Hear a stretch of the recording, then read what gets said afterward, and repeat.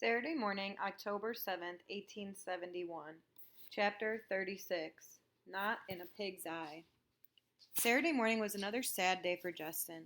This was the second day he went to the empty goat barn and sat on the doorsill.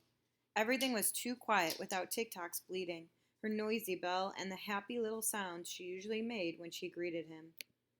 Although the family spent the better part of yesterday asking if anyone had seen a girl with a goat, no one had. Father even checked with the police, but not a soul had any idea where Poppy went with Tick-Tock.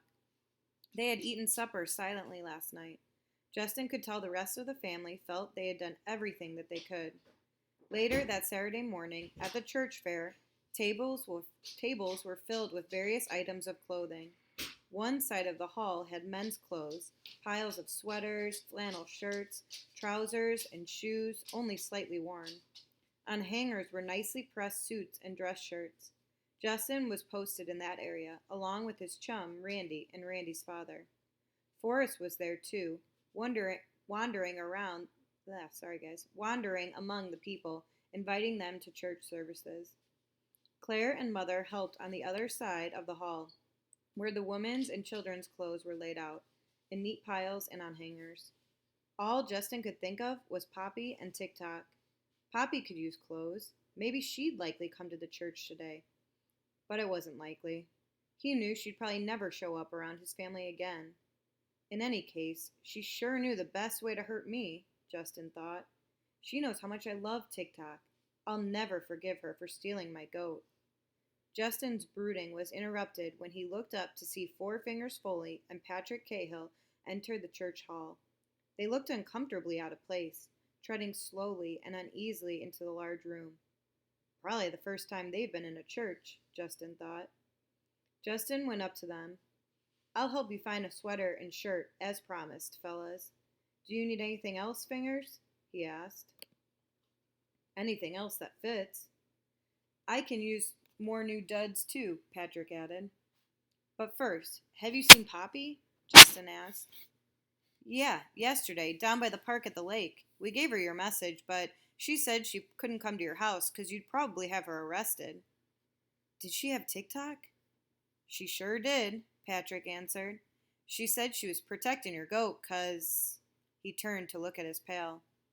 Why had she taken Tick-Tock, Fingers? You dummy, you can't remember your own name, Fingers snapped.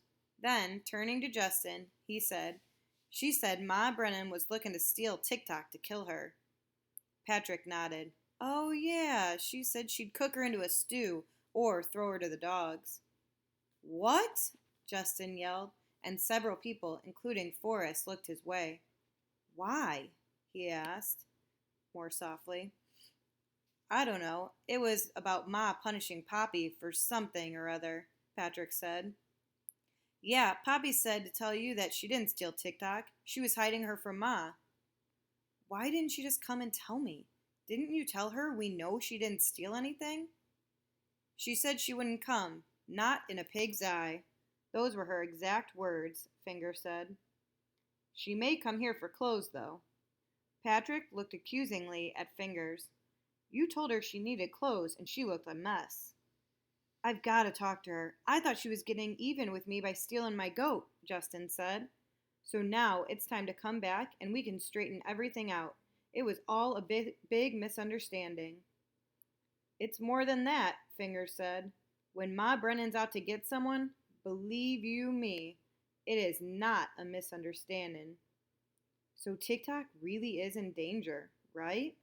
Justin asked. Right, Fingers replied. And I'm thinking Poppy's in bigger danger, too. Why don't you go looking down by the river park where we saw her? She saw me Thursday. I called, but she ran away.